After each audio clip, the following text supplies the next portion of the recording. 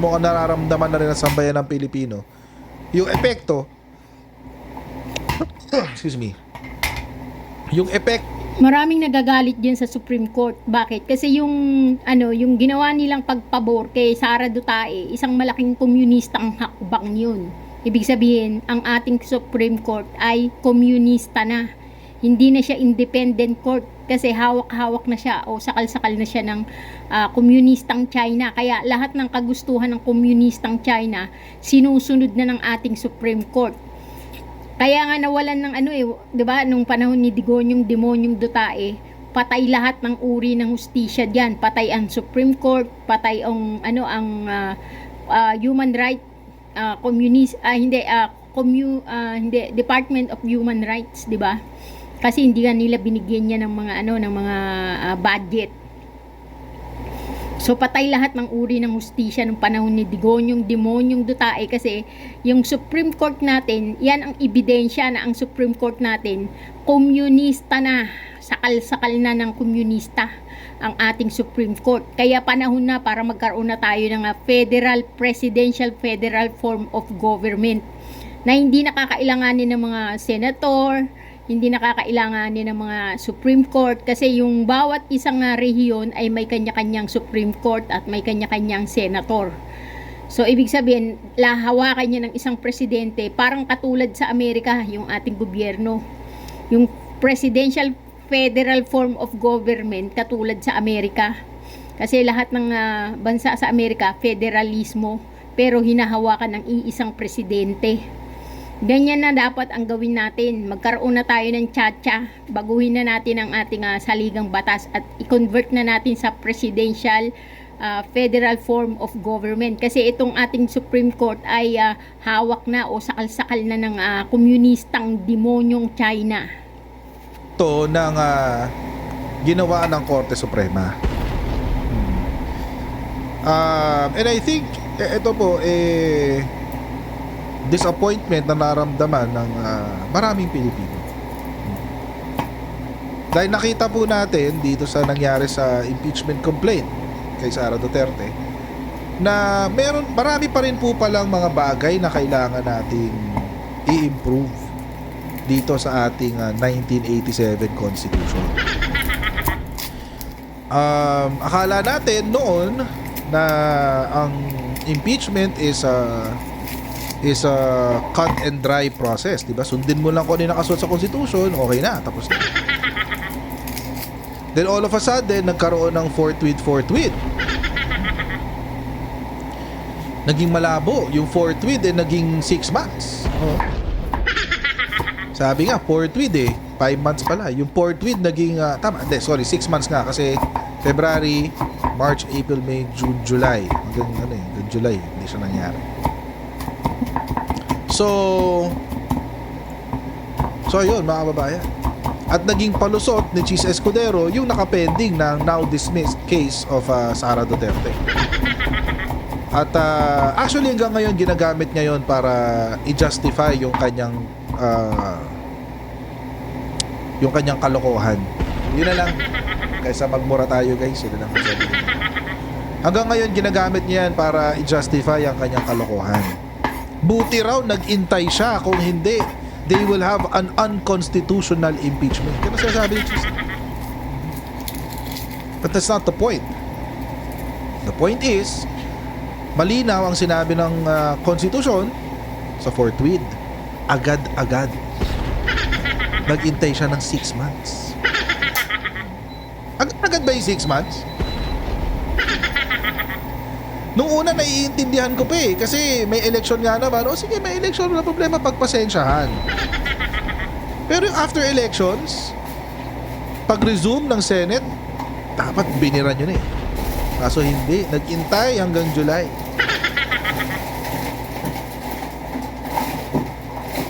Ngayon mga kababayan, actually hindi mo talaga dapat madidismiss yung kaso, yung motion for reconsideration. Hindi mo talaga dapat yan madidismiss. Ano ang nagpa-dismiss dyan sa motion for reconsideration? Si former Justice Ascuna mentioned sa isang interview, sinabi niya na ang nagpatalo daw sa House of Representatives is the definition of session days.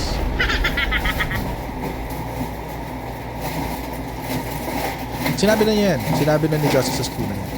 Yung definition daw of session days was the trigger kung bakit, or was the key doon sa pagkatalo ng motion for reconsideration. What does a session day mean?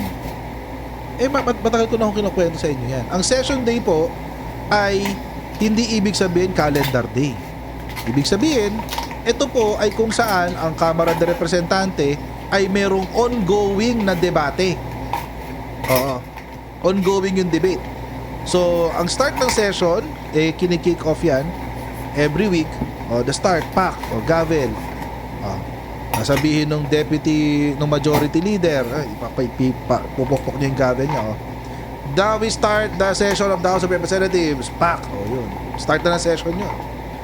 Ngayon, kung maraming debate, maraming pinag-uusapan, walang nasisettle na issue, at the end of the day, calendar day, magre-recess lang.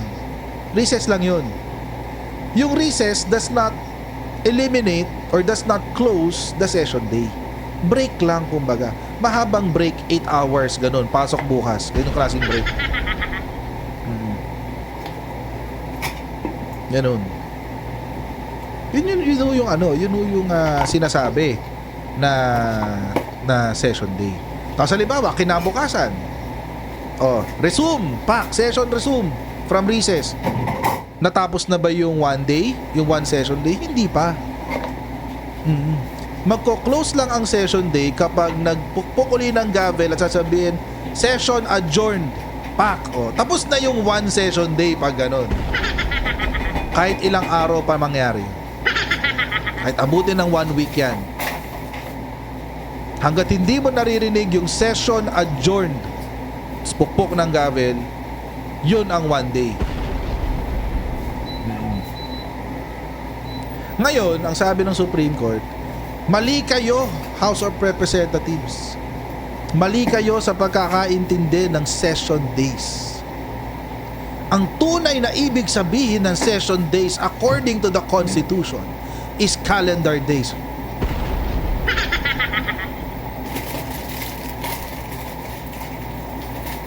What?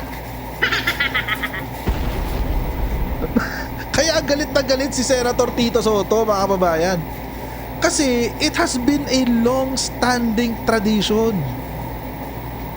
Yun ang definition ng session days from time immemorial. Tas all of a sudden, for the purpose of impeachment, ang session days ay calendar days. Lahat tayo nawindang eh. Pilipinas nawindang, guys.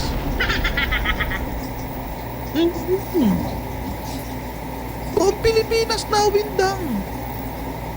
Matindi. Oo.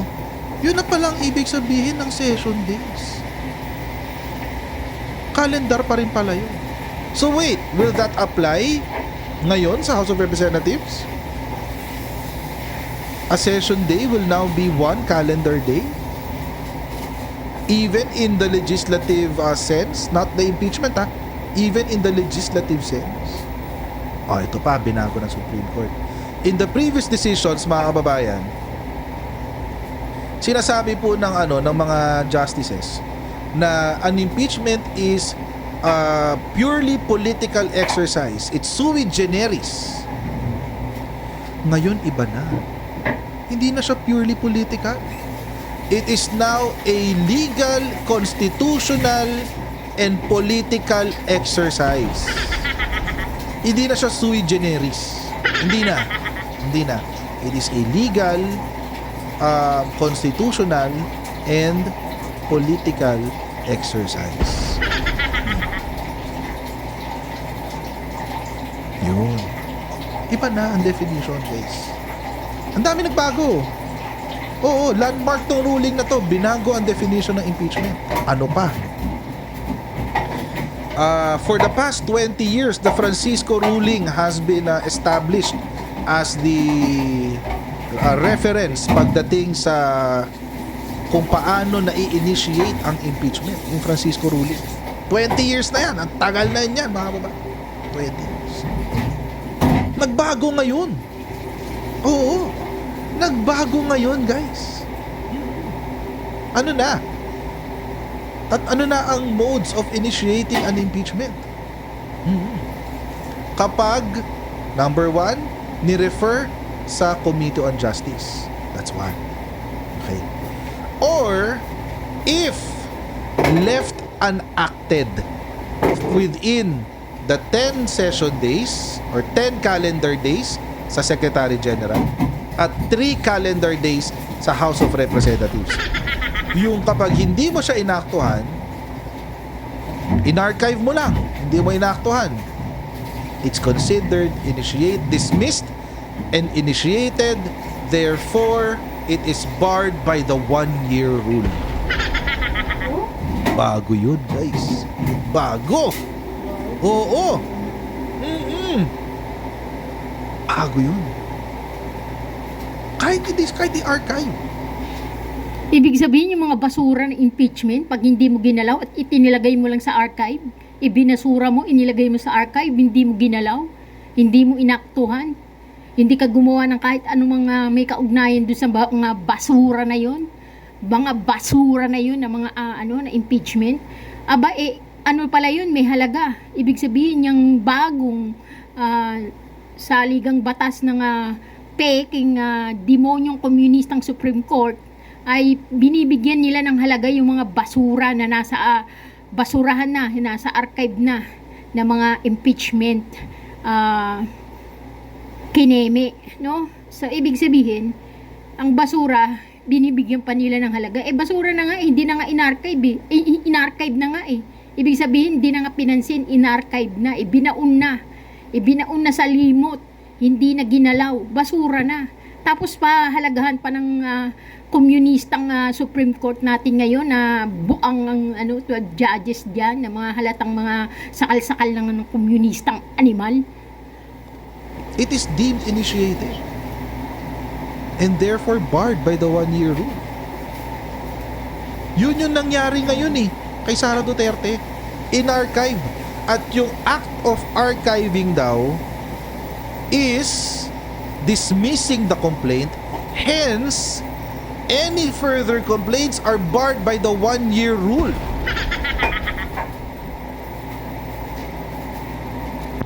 May ganun ba? Di ibig sabihin dapat pag naglagay ka ng impeachment rule, yung impeachment ng kaso o case, dapat pag naglagay ka ng impeachment case diyan sa ating House of Representative, yung talagang pinali na.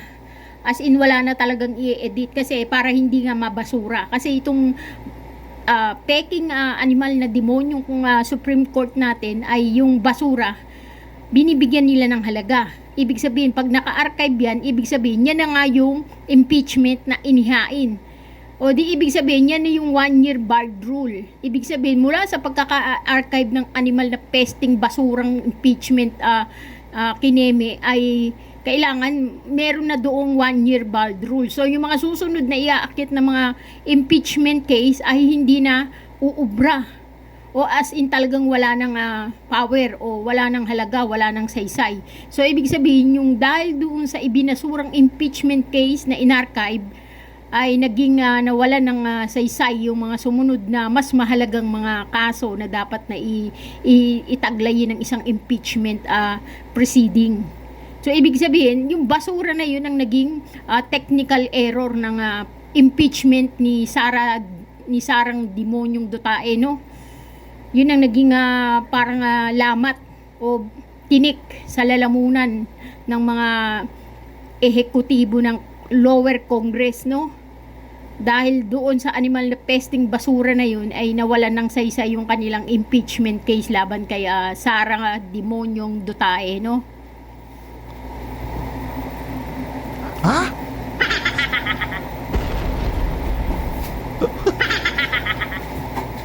So mahirap na ngayon makapagpasa ng impeachment. It's more prone to sham complaints. Ano pa? Sa Constitution, mga kababayan, 2 modes lang of impeachment ang available. There are 2 modes of impeachment. One, yung citizen-initiated impeachment and endorsed by the members of by a member of the House of Representatives, number 1. Number 2, yung fast break o fast track, which is the 1/3 of the members of the House of Representatives. Yun yung pangalawa. Ngayon, 3 na. Ano yung pangatlong mode? Yung pag-file. The act of filing itself is already the 3rd mode of initiating an impeachment complaint.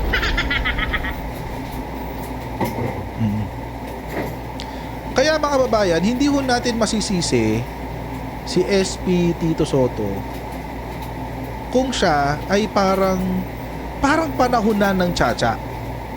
Kasi maski yung Supreme Court, ginugulo na pati yung Constitution natin. Mukhang mas kailangan natin ng mas malinaw na Constitution. Yung kung ano talaga yung intensyon ng batas, yun ang sasabihin. Wala nang iba. Para it is less prone to interpretation. Rektahan na. Pag sinabing forthwith, ibig sabihin, agad-agad. Yun na agad. Immediately. Oh. Diba? Pag sinabing session days at ang intensyon ay calendar days, then isusulat na yon 10 calendar days. Tapos. Tama siya dun.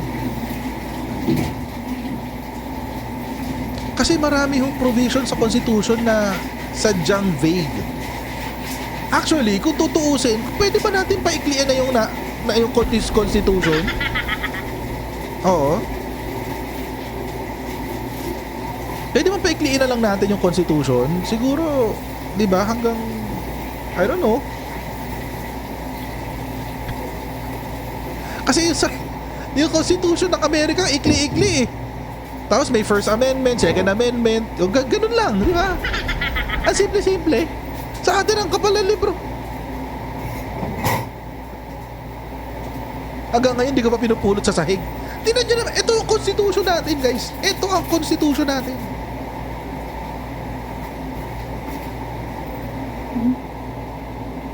Tingnan mo, para pag-aaralan mo to, oh,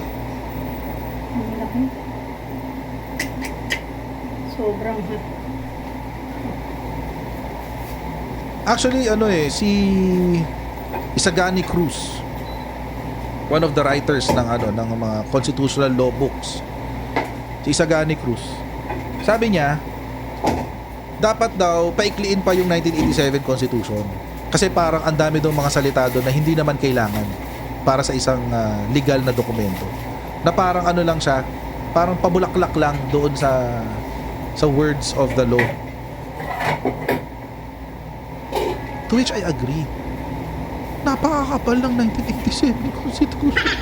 Alam mo kasi, ang sabi, habang marami kang sinasabi ka, habang maraming lumalabas na salita sa bunganga mo, nagiging prone ka sa pagkakamali. So, ibig sabihin, habang maraming ek-ek o salitang bulalas o mga salitang bulaklak dyan sa konstitusyon natin, mas malakas ang kanyang pagkakataon o posibilidad na mamali.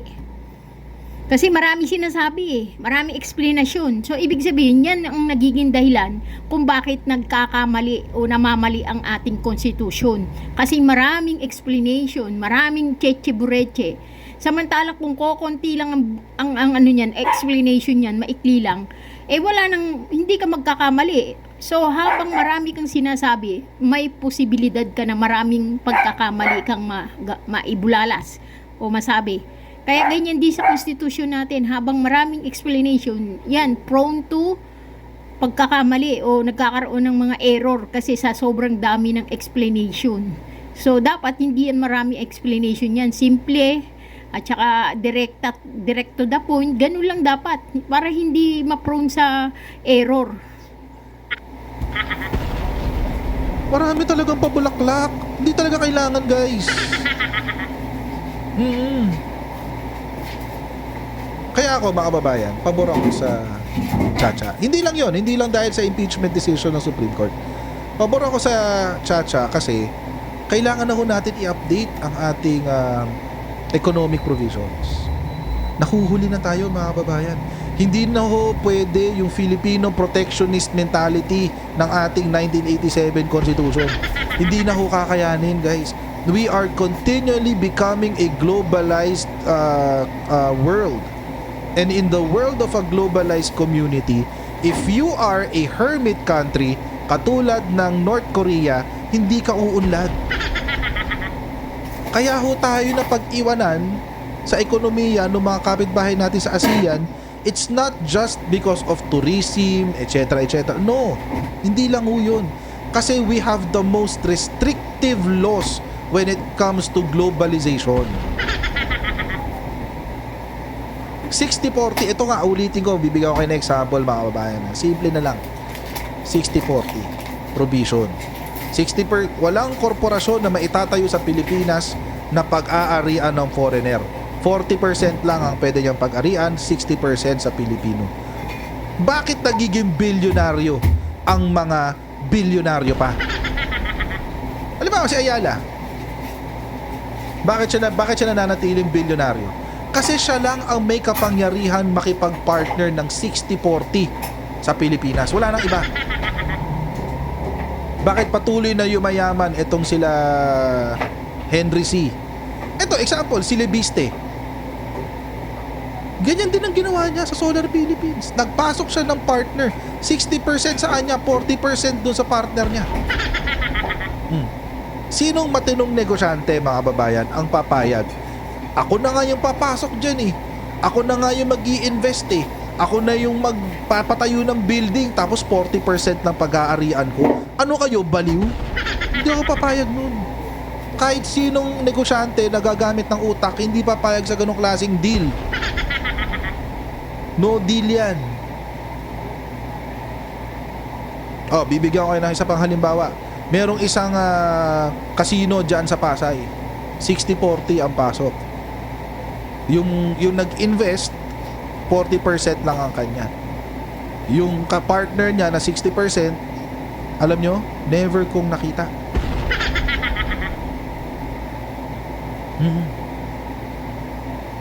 Hindi siya involved sa operations.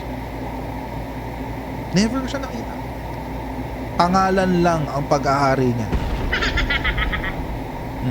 Kumikita ba siya? Oo, kumikita siya. Pangalan lang. Binili yung pangalan niya.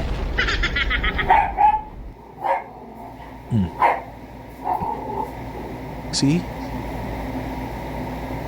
Kaya nauuwi sa damis, correct ka dyan, Andrew Lebardo. Tama ka dyan. Kaya nauuwi sa mga damis. Exactly, yan yung kay Salim. Dinagdagan pa niya ang kay Salim sa MVP. Yan, correct.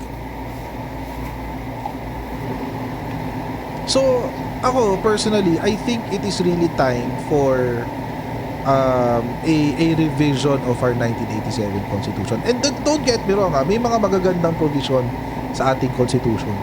But it can be improved. 1987 pa yan. Anong petsa na? 2026 na. Baka naman.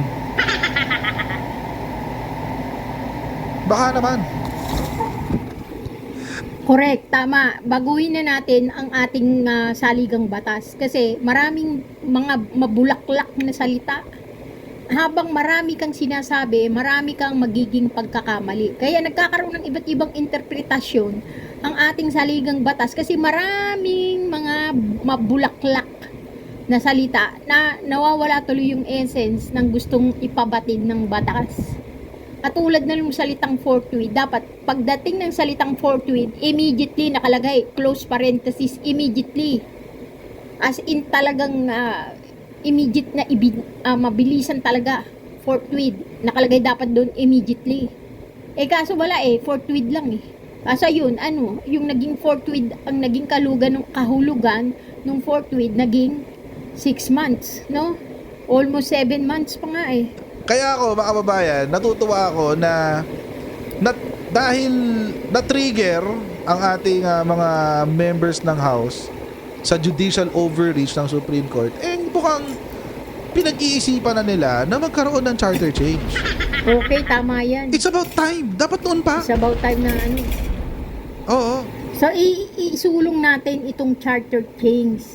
Baguhin na talaga dapat natin ang ating saligang batas. Pati ang ating presidential form of government. Gawin na nating federal presidential yan para itong mga animal na mga masakit sa ulo ng mga komunistang China, hindi na nila mapakialaman ang ating saligang batas. Nang hindi na nila mahawakan yung mga 12 judges dyan sa Supreme Court, no? Nahalatang mga komunista na. Ito yung interview dyan ni Chua. Pakinggan natin. Hi, good morning. Magandang umaga po. Salamat po. Opo, thank you so much po kung sir, umpisahan po natin doon sa impeachment decision ng Supreme Court. Naglabas na po kayo ng inyong reaksyon, pero can you reiterate lang po ang inyong reaction dito nga po sa Supreme Court decision? Tayo po ay nalungkot ito po sa huling desisyon na nilabas po ng kataas-taasang hukuman. Bagamat tayo nalulungkot at hindi sumasang-ayon dito, pero ito po ay ating ginagalang. Opo. Sir, may mga nagsasabi na nagkaroon ng judicial overreach. Kumbaga, wala sa mandato ng Supreme Court yung desisyon, yung mga ilan doon sa mga deklarasyon nila sa impeachment ruling. What do you think? Correct naman. Wala naman talaga sa mandato ng Supreme Court na pakialaman ang mga House rules ng Senado at saka ng Kongreso. Kasi may kanya-kanya silang House rules. So itong Kongreso at saka Senado, pantay lang sila sa legislative power. So ibig sabihin, itong Supreme Court, talagang labas sa kanila yung ginawa nila. Hindi nila role na pakialaman nila yung saligang batas at baguhin ang mga impeachment procedure and proceeding, di ba? Wala yun, hindi yun dapat pinakikialaman Kaso komunista na nga itong ating Supreme Court. Komunista na sila kasi hawak sila, sakal-sakal sila ng komunistang China. 12 Supreme Court judges natin ay mga tauhan o mga palamunin ng komunistang China. Kaya yung kalooban ng komunistang China ang nasusunod sa kanila. Kaya itong ating Supreme Court ay hindi na democratic, kundi komunista na. Ito po, nagkaroon ba ng paglagpas doon sa otoridad ang Korte Suprema? Alam po ninyo, hindi po natin masisisi yung mga legal experts sa kanilang pong ganitong klaseng komento. Dahil kung titingnan po ninyo sa kanilang desisyon, may mga ilang alituntunin po na isinaad sila na wala naman po sa kasalukuyang rules o house Right. rules. In fact, may mga dinagdag po sila doon na masasabi po natin na sa ating pong palagay, pati po yung ating saligang batas ay natamaan. Opo. Ano in particular, sir, yung mga naidagdag at yung mga ginalaw nila? Unang-una na po dito yung kanilang interpretation sa 10 calendar days. Pati po kasi gumawa po sila ng kanilang sariling interpretation na hindi naman po akma o hindi naman po ito yung sinusunod namin sa Kongreso. Halimbawa, ngayon po nagkaroon po tayo ng sesyon. Tapos ito po ay hindi natapos, ipinagpatuloy po the following days dahil sa haba po ng mga agenda, nag-recess po tayo. Sa normal na sesyon po, ito po ay 1 calendar day lamang, pagamat 2 araw o 3 araw. Opo. Session day. Pero sa kanila po, kahit ito'y pinagpatuloy, ang bilang po nila dito ay 1 session day ngayong araw, the following day, another session day. So, Ibang bilang. ito po, long-standing na ginagawa na po ito ng Kongreso. Mas wala po pong impeachment. Ganyan na talaga ang ginagawa sa Kongreso. Pangalawa, dito po, dati po maliwanag po yung tinatawag nating initiated. Pag sinabi po ninyo initiated, una-una may filing. Pangalawa, yung House action. Ibig sabihin ng House action, it's either dinulog po sa Committee on Justice or by a 1/3 vote, which is yung nga po yung nangyari noong nakaraan, ito po ay ipinasa sa plenaryo. Ngayon, nagkaroon na po ng deemed initiated. Ibig sabihin, pag hindi na aksyonan within Initiated. 10 session days, deemed initiated na.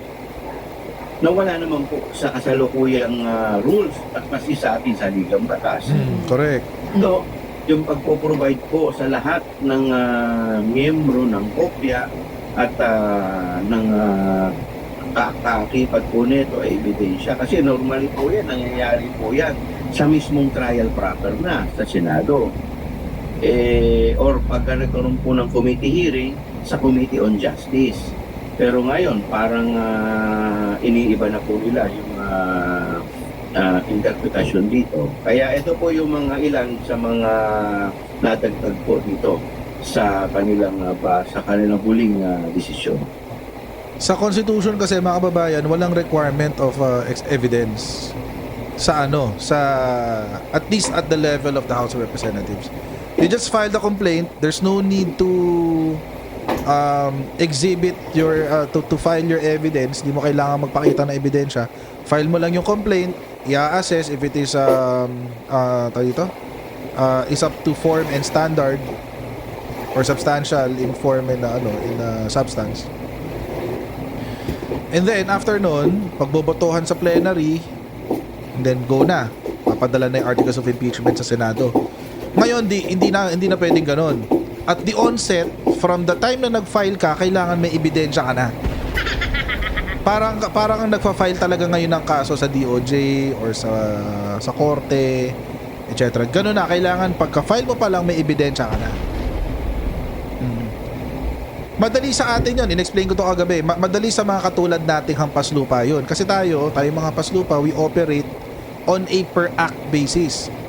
May ginawa kang ganito, may ebidensya ako ng ginawa mo, pupunta akong korte. Tapos, ganun ang usapan. Pero, kapag tayong hampas lupa ang maghahabla, ito, for example, presidente. Pag tayo maghahabla, sabihin natin, corrupt ka. Corrupt ka kasi ganito ang ginawa mo. Kasabihin sa iyo ng presidente, asan ang ebidensya mo? Wala. Hindi ka pwede mag-file ng impeachment, wala ka ebidensya. See? Mga babayan, sabi ko nga sa inyo, swerte lang talaga tayo kay dun sa kaso ni Sara Duterte. Kasi nagkaroon ng hearing. Kaya naglabasan lahat ng ebidensya. Nagkaroon kasi ng hearing. Paano nung panahon ni Rodrigo Duterte? Walang hearing. Nagkaroon ng kaso sa ombudsman, sa ombudsman, kinasuhan si Bongo. Hindi dininig, walang hearing, walang makuhang ebidensya. Paano 'yun?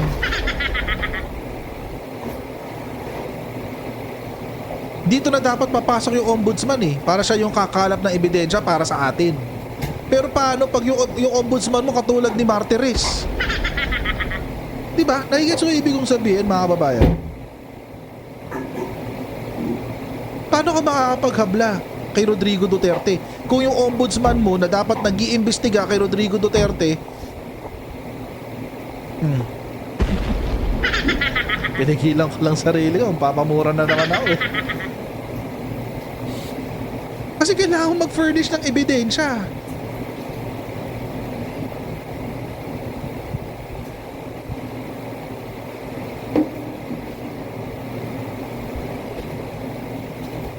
So yun. Kaya mas mahirap po ngayon mag-file ng impeachment unlike before.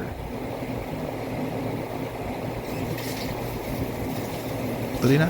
Dahil po ito po ay desisyon na po ng Korte Suprema, meron pa rin po mga kayong chance para po na maapila pa ito o talagang dead end na po ito. Ito na ay talagang kailangan na nating sundin.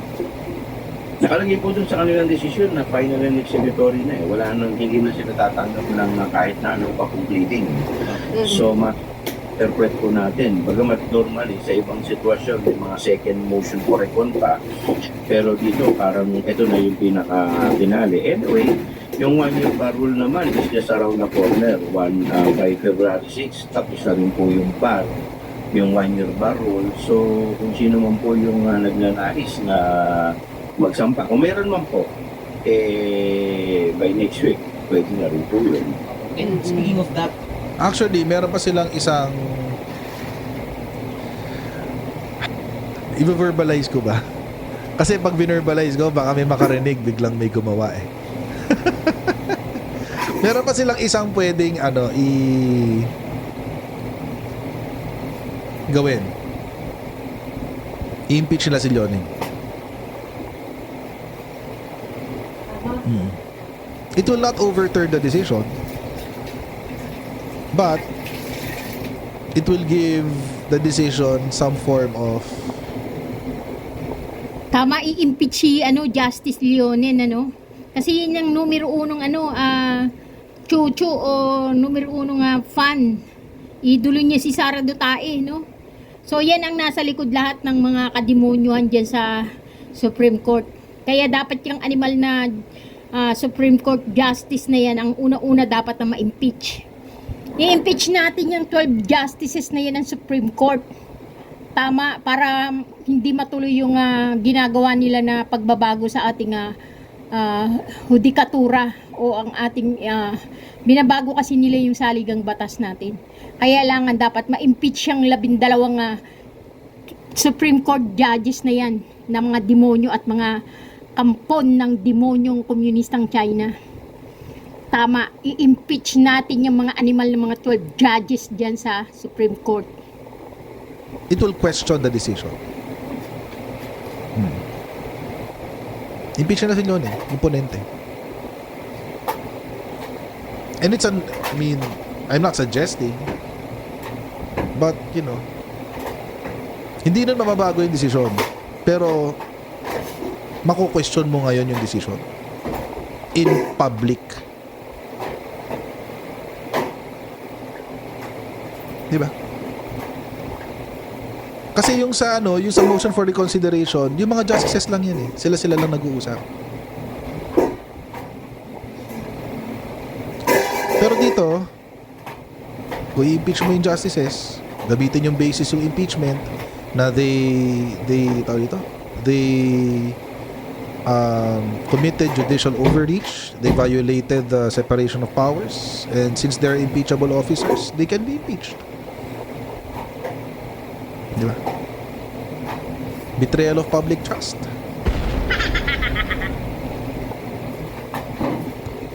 Tama mga kababayan ko, mga Marcos lawyerista dyan, mga kung sino man ang nakakaabot nitong ating tinig, hinihimo ko kayo na i-impeach natin itong 12 judges ni Digonyong Demonyong Duterte para ma-question sila in public kung bakit ganyan nag-overrule sila.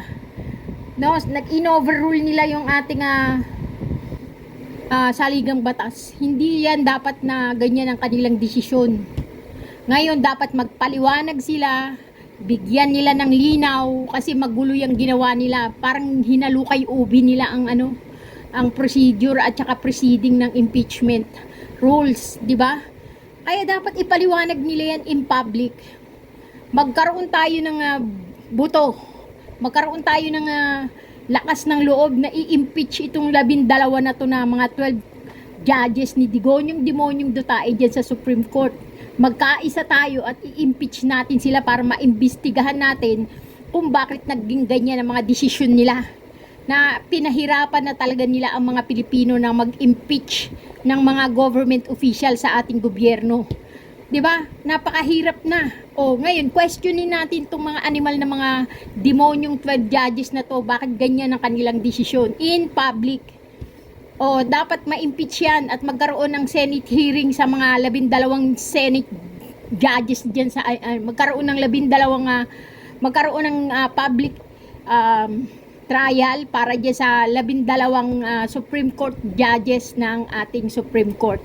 Hinihimo ko kayo kung sino man yung ating mga dyan, may kakayanan na mag-impeach. Kasi ako, pwede akong pumirma. Pwede ako pumirma dyan. Kahit ako papirmahin nyo ng 1,000 pirma, pipirma ako para ma-impeach lang yung mga 12 judges na yun sa ating Supreme Court. Hinihimo ko kayo mga kababayan, i-impeach natin ang 12 judges ng Supreme Court na nagdesisyon ng ganyang mga overruling na wala naman sa saligang batas natin. Saan nila kinuha ang basihan? So, Mala Corona, correct. Ganyan, Mala Corona. Picture siya. Para at least magkaroon ng ano, kung hindi man mabago yung decision, ma-question siya.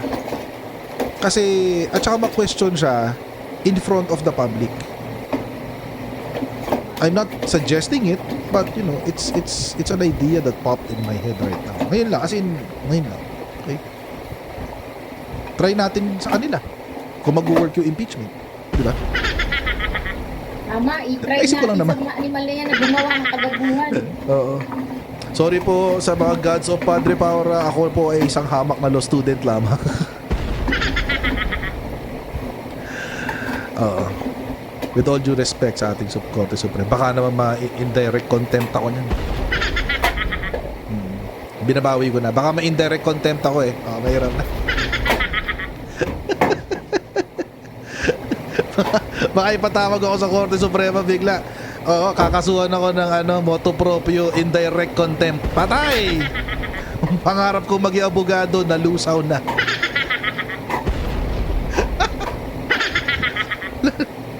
Anyway. Ay, no. Wala ka bang shift ng course? Wala tayong shift ng...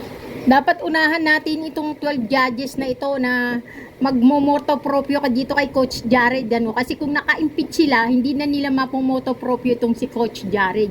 Kaya dapat bilisan natin magkaroon ng impeachment case sa mga 12 court judges na yan nang hindi nila mapumoto proprio si Coach, no? Si Coach Jared.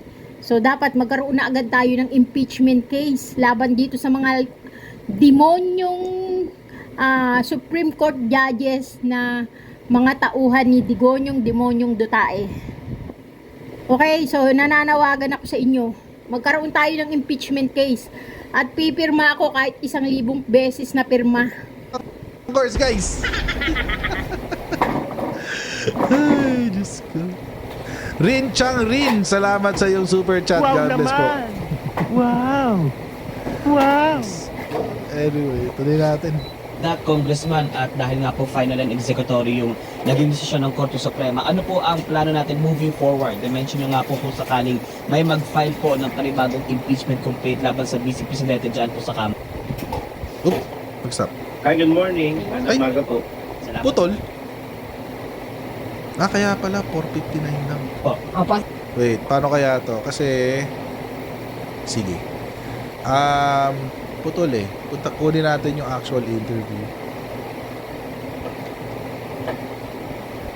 Kunin natin actual interview. Ba't kasi 6 minutes lang yun nandito? Dapat 12 minutes yan eh. Kalahati lang yung pumasok.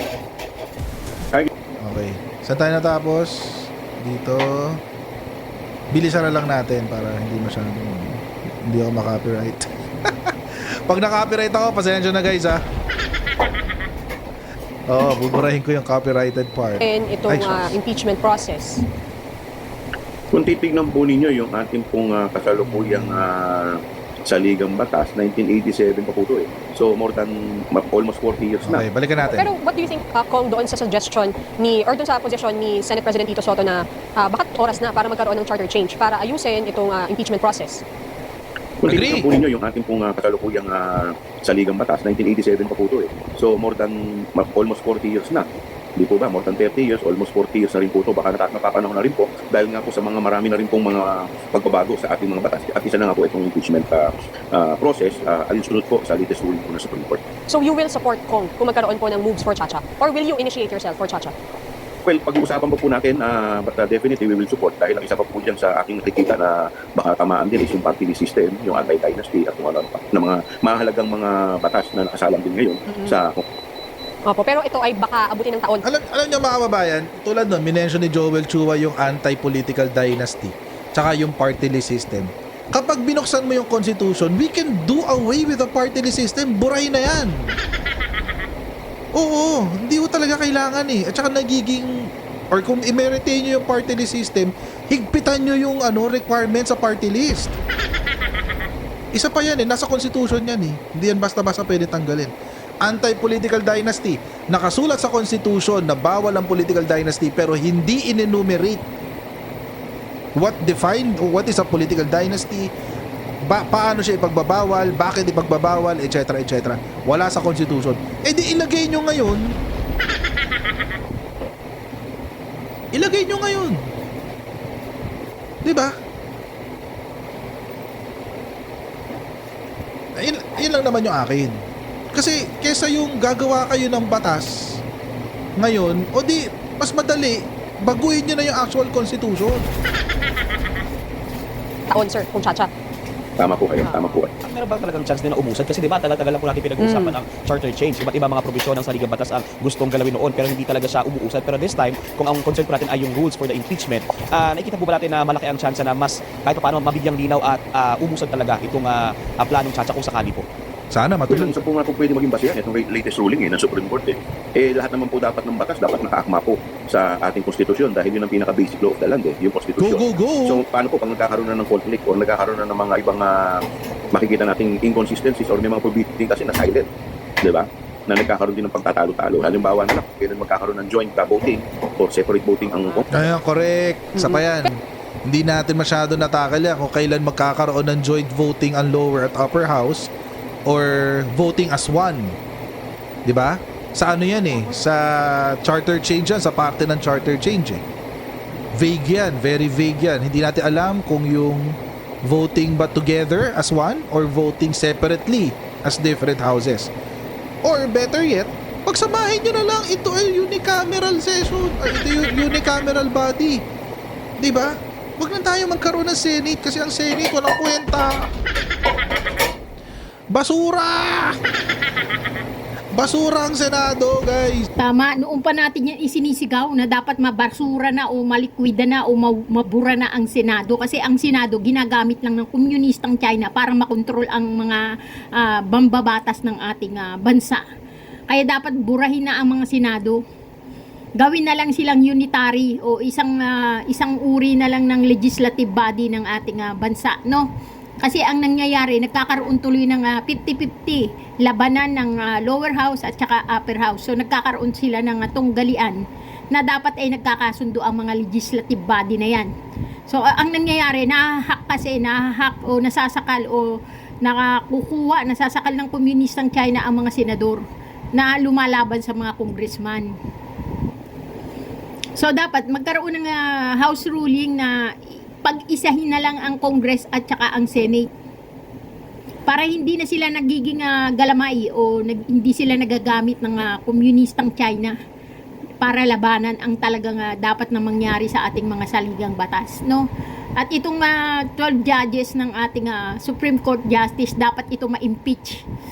Ito, pananawagan ko uli, magkaroon tayo ng impeachment laban dyan sa 12 judges ng Supreme Court na gumawa nitong house ruling ng pagbabago sa impeachment proceeding and procedure ng impeachment natin. Nagkakaroon tuloy ng pahirapan sa impeachment. Kaya dapat talaga mai-impeach natin yung mga animal na mga 12 judges diyan sa Supreme Court ng mabilisan.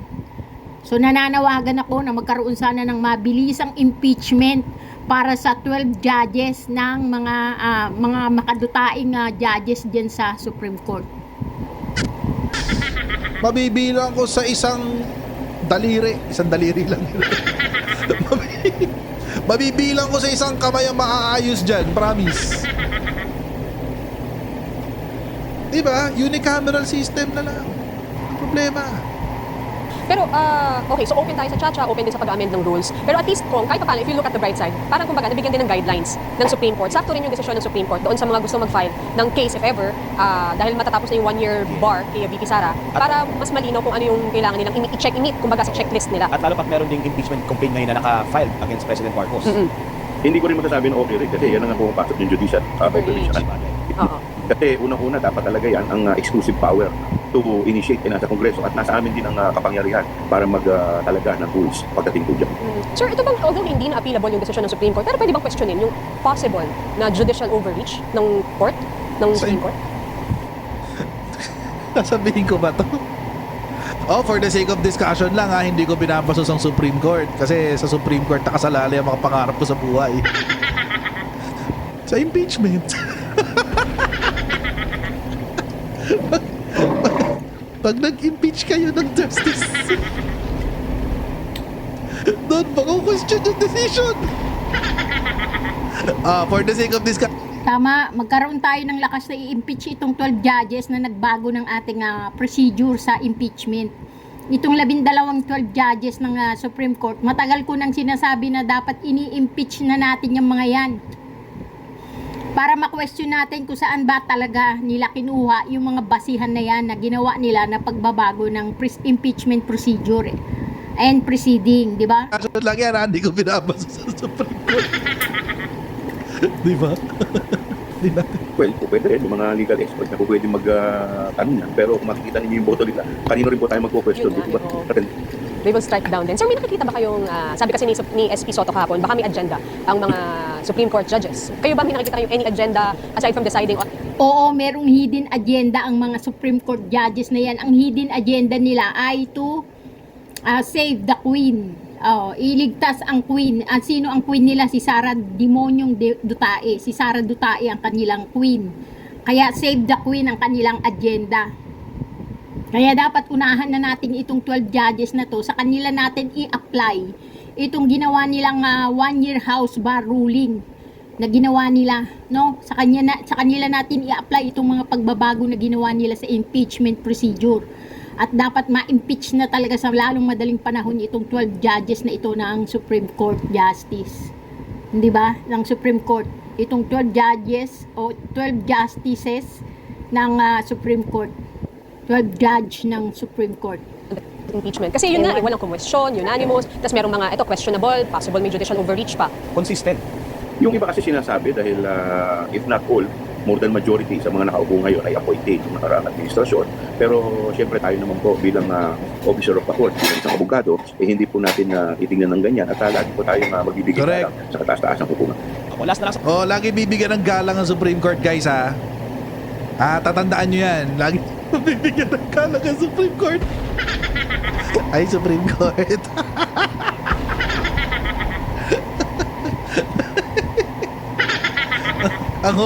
ang magiging hukom ng mga pangarap ko sa future. na lang sa akin, Com, kasi nga po next week ay tatalakayin na ng Committee on Justice dyan sa inyo yung impeachment complaint naman laban kay Pangulo Marcos. Ay, may magiging participation po ba kayo doon, Com? Miyembro po tayo ng nasabing Committee on Justice. At meron na po ba tayong mga inaasahan na iimbitahan po? Are we expecting the President na i-invite po doon sa pagsisimula po ng inyong pagtalakay?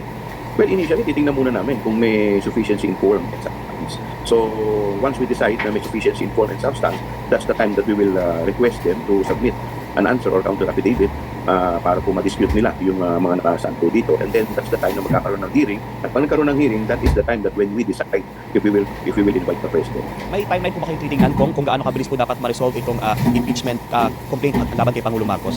Officially, hindi pa po kasi kami nag-meeting yung buong members ng Committee on Justice. By Monday, doon pa lamang po kami magkikita. Kaya doon siguro malalaman po natin kung ano po yung magiging timeline nito. Apo, and last na lang, sir, how will you prove the public na talaga pong magiging fair ang pagtalakay po ng Kamara sa impeachment complaint ng Pangulo at hindi po talaga ito magiging show at kumbaga mababahira po ng influence ng Presidente? I think live naman po ito eh. Hindi naman po ito nakatago. Hindi naman po ito nakatago sa publiko. Live yan. So makikita naman po ng publiko kung paano namin ito tatalakayin. Okay, Kong, thank you so much. Naalala ko noon, nung first time in-impeach si Justice Leon, si Attorney Larry Gadon na nag-file ng impeachment. Ni-livestream yun. Oo, na ano pa nga yun ni-livestream ko pa yun sa channel ko eh. Yung first time, the first time na in-impeach si... Pero dinismiss agad. Dinismiss agad yun ng mga kaalyado ni Justice Leonin sa Kamara.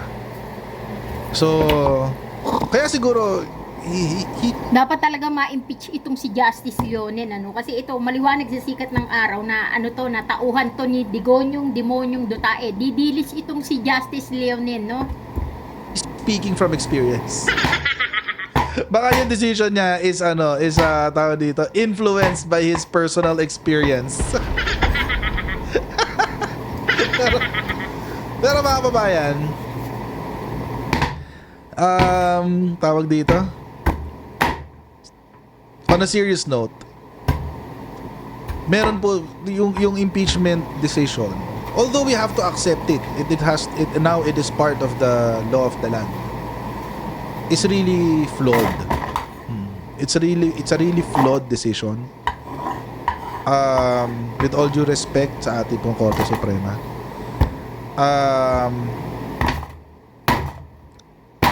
it is more prone to abuse than before, Kaya and nga, dapat it is much more mad. difficult to file an impeachment complaint. Kaya nga eh. And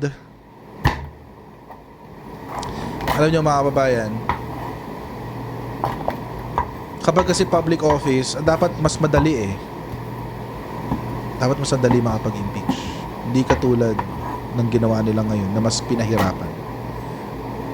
So, I hope Pag itong judges na yung ginawa nila sa Supreme Court, itong ginawa ng Supreme Court judges sa ating impeachment procedure, pag ito naging nanaig, kawawa ang mga Pilipino kasi hindi tayo makakapag-impeach ng isang impeachable na taong gobyerno. Ibig sabihin kahit mga katulad na ni Digonyong Dutae, mga malademonyo na, mga 10-10 na ang sungay, hindi natin kayang paalisin sa sa oposisyon nila kasi mahirap mag-impeach. Yan ang pangit sa ginawa nitong animal na mga 12 judges na to. Kaya dapat itong 12 judges na to ma-impeach sila. Dapat sila ma-question sila on public. Malaman natin kung anong naging basihan nila dyan sa mga pagpapahirap nila sa impeachment ng isang impeachable officer, no? itong gamble, itong sugal ng Supreme Court works. Kasi it is a gamble. The thing is, they're gambling with our judicial system. Sugal yan eh. Hindi pa naman natin alam yung epekto niyan eh. Malalaman pa lang natin. But I hope it works for the sake of everyone. Every law-abiding citizen of the Philippines. Pero kung ang gagawin natin mga babayan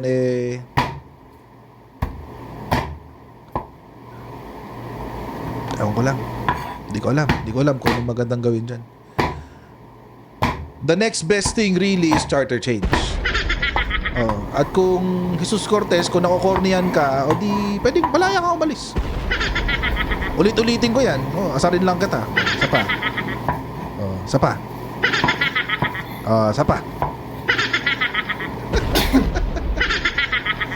Yung mga bagong bisita dito sa channel ko, mga ano talaga eh, hindi nila alam kung paano tumatakbo tong channel na to.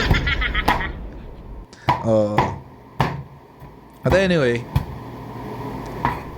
Mga troll yan ng China. kung mahina ang sense of humor mo, hindi ka para sa channel ko. Mga troll yan ng China. Going back. So charter change really. Charter change. Mas maging malinaw yung constitution pagdating sa impeachment. Mas maging malinaw sa mga iba pang anggulo nito, yung tulad ng Charter change and impeachment. Impeach natin yan 12 judges na yan, lalo na yan si Justice Leonen ng Supreme Court. anti-political dynasty, yung party list, yung economic provisions. Marami nang dapat i-update eh. So ako personally, personally, kaysa mag-legislate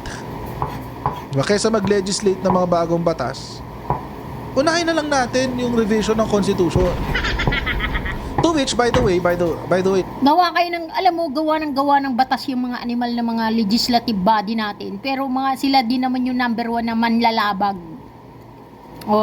Ambis na gumawa kayo ng mga batas, baguhin nyo na lang yung mga batas na hindi nga gumagana at yung mga batas na maraming botas. yeah, I'll show you something. Wala na. Later na lang.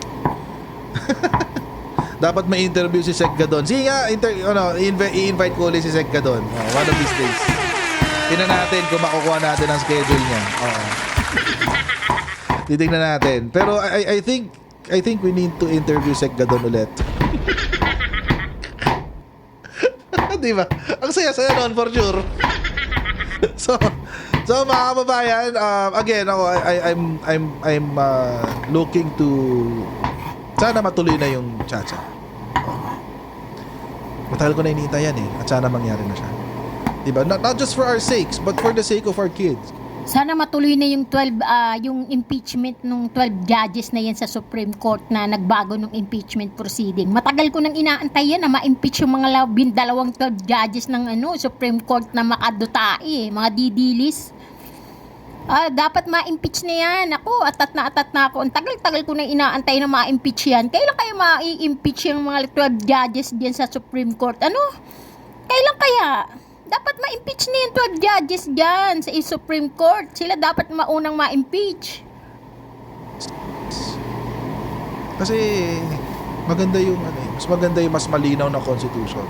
Mas direkta, mas concise, mas malinaw, at mas alam mo yung resulta. Di ba? Mas maganda kasi yun. So, I hope it happens. But I won't be holding my breath. Sana mangyari siya. Sana, God willing. So, let's see if it will happen.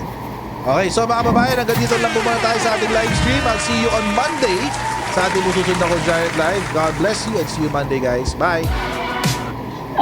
Tiyak na tiyak. Sana nga mangyari ang pagkaka-impeach ng 12 judges na yan. Ako'y nananalangin sa lahat ng santo, no? O sa mga santol ng mga santolan. Manalangin tayo na ma-impeach ang mga 12 judges dyan sa Supreme Court. Sana nga rinawa namin.